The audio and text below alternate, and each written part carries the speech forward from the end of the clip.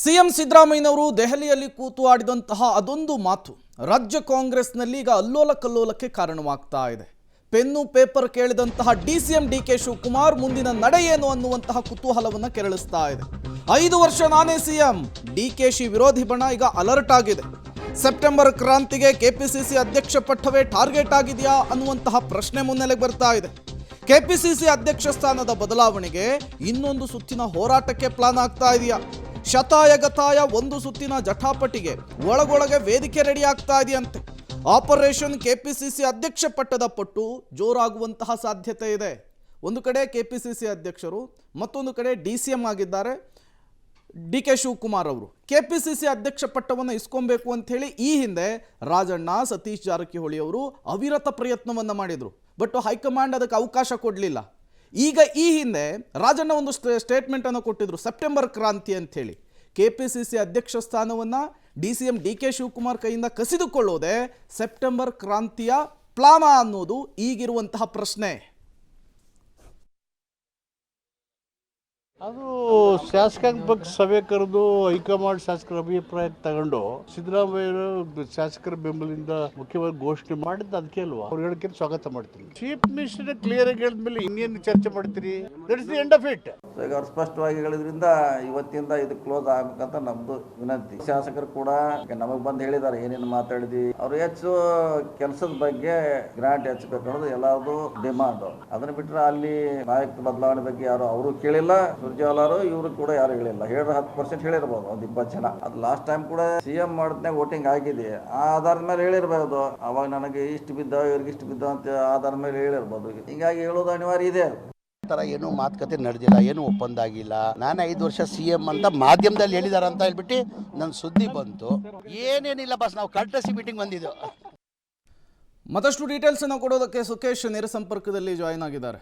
ಸುಖೇಶ್, ರಾಜಣ್ಣ ಕೊಟ್ಟಂತಹ ಸೆಪ್ಟೆಂಬರ್ ಕ್ರಾಂತಿಯ ಹೇಳಿಕೆ, ನಿನ್ನೆ ದೆಹಲಿಯಲ್ಲಾದಂತಹ ಬೆಳವಣಿಗೆ, ಇವೆಲ್ಲವನ್ನು ಕೂಡ ನೋಡ್ತಾ ಇದ್ರೆ ಸಿಎಂ ಸಿದ್ದರಾಮಯ್ಯನವರು ಮತ್ತು ಅವರ ಬಣದವರು ಹಿಂಗೆ ಮೂವ್ ಆಗಬೇಕು ಅಂತ ಹೇಳಿ ಸ್ಕ್ರೀನ್ ಪ್ಲೇಯನ್ನು ರೆಡಿ ಮಾಡ್ಕೊಂಡಿದ್ದಾರಾ ಅಂತ ಹೇಳಿ ಎಲ್ಲ ಬೆಳವಣಿಗೆ ನೋಡ್ತಾ ಇದ್ರೆ ಪ್ರೇಮ್, ಎಲ್ಲೋ ಒಂದು ಕಡೆ ಡಿಸಿಎಂ ಡಿಕೆ ಶಿವಕುಮಾರ್ ಅವರ ಸುತ್ತಲೂ ಒಂದು ಚಕ್ರವ್ಯೂಹ ರಚನೆಯ ಸಿದ್ಧತೆ ನಡೀತಾ ಇದೆಯಾ ಅನ್ನುವಂಥದ್ದು. ಯಾಕಂದರೆ ನಿನ್ನೆ ಮುಖ್ಯಮಂತ್ರಿಗಳು ಆಡಿರುವಂಥ ಮಾತು ಅನಿರೀಕ್ಷಿತವಾಗಿದ್ದಂಥದ್ದು, ಅಂದರೆ ಒಂದು ರೀತಿಯ ಶಾಕ್ ಕಾಂಗ್ರೆಸ್ ಪಾಳೆಯಕ್ಕೆ. ಹಾಗಾಗಿ ಅಂಥ ಒಂದು ಶಾಕ್ನ ಬೆನ್ನಲ್ಲೇ AICC ಅಧ್ಯಕ್ಷರ ಮಲ್ಲಿಕಾರ್ಜುನ ಖರ್ಗೆ ಅವ್ರನ್ನ ಸಿಎಂ ಸಿದ್ದರಾಮಯ್ಯರ ಆಪ್ತ ಸಚಿವರುಗಳು ಹೋಗಿ ಭೇಟಿ ಮಾಡ್ತಾರೆ. ಒಟ್ಟೊಟ್ಟಿಗೆ ಹೋಗಿ ಭೇಟಿ ಮಾಡಿ ಒಂದು ರೀತಿಯ ಪ್ರಯತ್ನಕ್ಕೆ ಮುಂದಾಗ್ತಾರೆ. ಇವೆಲ್ಲವೂ ಕೂಡ ಅಂದರೆ ಒಂದು ಹಂತದಲ್ಲಿ 2 ವರ್ಷಗಳ ಕಾಲ ಅಥವಾ ಲೋಕಸಭೆ ಚುನಾವಣೆ ಮುಗಿಯುವವರೆಗೂ ಕೂಡ KPCC ಅಧ್ಯಕ್ಷರು ಇರ್ತಾರೆ, ಇವರೇ ಮುಂದುವರಿತಾರೆ ಅನ್ನುವಂಥ ಲೆಕ್ಕಾಚಾರದಲ್ಲಿ ಕಾಂಗ್ರೆಸ್ ಇತ್ತು ಅನ್ನೋದು. ಹಾಗಾಗಿ ಆ ಬದಲಾವಣೆ ಆಗಬೇಕು ಅನ್ನುವಂಥ ಕೂಗನ್ನು ರಾಜಣ್ಣ ಸೇರಿದಂತೆ ಡಿಸಿಎಂ ಡಿಕೆ ಶಿವಕುಮಾರ್ ವಿರೋಧಿ ಬಣದ ಒಂದಷ್ಟು ನಾಯಕರುಗಳು ಧ್ವನಿ ಎತ್ತಿದ್ರು. ಆ ಧ್ವನಿ ಹಾಗೆ ನಿಧಾನಕ್ಕೆ ತಣ್ಣಗಾಗಿತ್ತು. ಆ ನಂತರದಲ್ಲಿ ಒಂದು ಅಚ್ಚರಿ ಹೇಳಿಕೆಯನ್ನು ರಾಜಣ್ಣ ಕೊಡ್ತಾರೆ, ಸೆಪ್ಟೆಂಬರ್ ಕ್ರಾಂತಿ ಅಂತ. ಈಗ 5 ವರ್ಷ ನಾನೇ ಸಿಎಂ ಅನ್ನುವಂಥ ಮಾತನ್ನು ಮುಖ್ಯಮಂತ್ರಿಗಳು ಹೇಳಿದ ನಂತರದಲ್ಲಿ ಉಳಿದ ಅವರ ಆಪ್ತ ವಲಯದ ಸಚಿವರುಗಳು ಹಾಗಾದರೆ PCC ಪ್ರೆಸಿಡೆಂಟ್ ಆಗಿ ಕೂಡ ಇರೋದು ಯಾಕೆ, ಬದಲಾವಣೆಗಳು ಆಗಲಿ, ಪಕ್ಷ ಸಂಘಟನೆಗೆ ಬೇರೆಯವರಿಗೆ ಅವಕಾಶ ಸಿಗಲಿ ಅನ್ನುವಂತಹ ರಾಜಕೀಯದ ಮತ್ತೊಂದು ದಾಳವನ್ನು, ಅಸ್ತ್ರವನ್ನು ಕೈಗೆತ್ತಿಕೊಳ್ಳೋಕ್ಕೆ ಮುಂದಾಗಿದ್ದಾರೆ. ಅದರ ಪೂರ್ವಭಾವಿ ಸಿದ್ಧತೆಯಾಗಿ ಒಂದಷ್ಟು ಭೇಟಿಗಳು ಮತ್ತು ಒತ್ತಡಗಳನ್ನ ತರಬೇಕು ಅನ್ನುವಂಥ ಸಿದ್ಧತೆಗಳು ಕೂಡ ತೆರೆಮರೆಯಲ್ಲಿ ನಡೀತಿದೆ ಅನ್ನುವಂಥದ್ದು. ಇದು ಒಂದು ರೀತಿಯಲ್ಲಿ ಡಿಸಿಎಂ ಡಿಕೆ ಶಿವಕುಮಾರ್ ಪಾಲಿಗೆ ಅಗ್ನಿ ಪರೀಕ್ಷೆ. ಒಂದು ಕಡೆ ಸಿಎಂ ಅವಧಿ ಅಂದರೆ ಪವರ್ ಶೇರಿಂಗ್ ಇಲ್ಲ ಅನ್ನುವಂಥ ರೀತಿ ಸಿಎಂ ಮಾತಾಡಿರುವಂಥದ್ದು. ಮತ್ತೊಂದು ಕಡೆ ಪಕ್ಷ ಸಂಘಟನಾತ್ಮಕ ಹೋಗಬೇಕಾದ್ರೆ ಸಚಿವ ಸ್ಥಾನ ಅಥವಾ ಡಿಸಿಎಂ ಸ್ಥಾನದ ಜವಾಬ್ದಾರಿಗಿಂತ ಬೇರೆ ಇನ್ಯಾರಿಗೂ ಕೊಟ್ಟರೆ ಒಳ್ಳೆಯದು, ಅನುಕೂಲ ಆಗುತ್ತೆ ಅನ್ನುವಂಥ ರೀತಿಯಲ್ಲಿ ಅವರ ವಿರೋಧಿ ಬಣ ಒಂದು ಹೊಸ ದಾಳವನ್ನು ಉರುಳಿಸಲಿಕ್ಕೆ ಮುಂದಾದಂತೆ ಕಾಣಿಸ್ತಾ ಇದೆ. ಇವೆಲ್ಲವನ್ನ ನೋಡ್ತಾ ಇದ್ರೆ ಡಿಸಿಎಂ ಡಿಕೆ ಶಿವಕುಮಾರ್ ಅವರ ವಿರುದ್ಧ ಸಿದ್ದರಾಮಯ್ಯ ಆಪ್ತ ವಲಯ ಒಂದು ರೀತಿಯ ಯುದ್ಧ ತಂತ್ರದ ಸಿದ್ಧತೆಗಳನ್ನ ಮಾಡ್ಕೊಳ್ತಿರುವಂತೆ ಕಾಣಿಸ್ತಾ ಇದೆ ಪ್ರೇಮ್. ಬಟ್ ಒಂದು ಕಡೆ ಮುಖ್ಯಮಂತ್ರಿನೂ ಮಾಡ್ತಾ ಇಲ್ಲ, ಸಿದ್ದರಾಮಯ್ಯನವರೇ ಮುಂದುವರಿತಾರೆ. ಮತ್ತೊಂದು ಕಡೆ KPCC ಅಧ್ಯಕ್ಷ ಸ್ಥಾನನೂ ಬದಲಾಯಿಸಿ ಅಂತ. ಹಾಗಾದ್ರೆ ಡಿಕೆ ಶಿವಕುಮಾರ್ ಅವ್ರನ್ನ ಹೈಕಮಾಂಡ್ ಟೋಟಲ್ ಕೈ ಬಿಟ್ಬಿಡುತ್ತಾ ಈ ವಿಚಾರದಲ್ಲಿ? ಸಾಧ್ಯತೆ ಇದೆಯಾ ಅಂತ ಸುಖೇಶ್?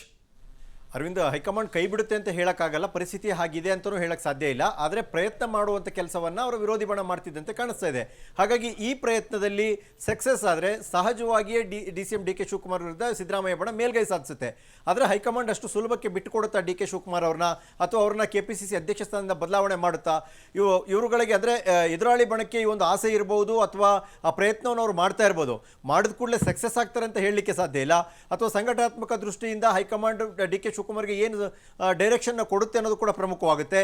ಹಾಗಾಗಿ ಪ್ರಯತ್ನ ಅಂತೂ ಮೊದಲಿಂದಲೂ ನಡೀತಾ ಇತ್ತು, ಈಗ ವೇಗ ಪಡೆದುಕೊಳ್ಬೋದು. ಯಾಕಂದರೆ ಪವರ್ ಶೇರಿಂಗ್ ಇಲ್ಲ ಅಂತ CM ಹೇಳಿದ ಒಂದು ಚೆಕ್ಮೇಟ್ ಮಧ್ಯ ಮತ್ತೊಂದು ಪ್ರಯತ್ನವನ್ನು ಮಾಡೋಣ, ಅಕಸ್ಮಾತ್ ಯಶಸ್ವಿ ಆದರೆ ಸಂಪೂರ್ಣವಾಗಿ ಮೇಲ್ಗೈಯನ್ನು ಸಾಧಿಸಬಹುದು ಸರ್ಕಾರ ಮತ್ತು ಪಕ್ಷ ಎರಡು ಮಟ್ಟದಲ್ಲೂ ಅನ್ನುವಂಥ ಲೆಕ್ಕಾಚಾರದಲ್ಲಿ ಈ ಪ್ರಯತ್ನಗಳು ನಡೀತಾ ಇರುವಂತೆ ಕಾಣಿಸ್ತಾ ಇದೆ. Arvind, right, thank you Sukesh, ತಮ್ಮೆಲ್ಲ ಮಾಹಿತಿಗಾಗಿ ಧನ್ಯವಾದ. ಸೊ ಇದು ಸದ್ಯಕ್ಕೆ ಒಂದು ಕ್ಲಾರಿಟಿಯನ್ನು ಕೊಡುವ ಪ್ರಯತ್ನವನ್ನು ಮುಖ್ಯಮಂತ್ರಿಗಳು ಮಾಡಿದ್ದಾರೆ. ಬಟ್ ಕ್ಲಾರಿಟಿ ಕೊಟ್ಟ ತಕ್ಷಣ ಎಲ್ಲ ಸೈಲೆಂಟ್ ಆಗಿಬಿಡ್ತಾರಾ ಗೊತ್ತಿಲ್ಲ.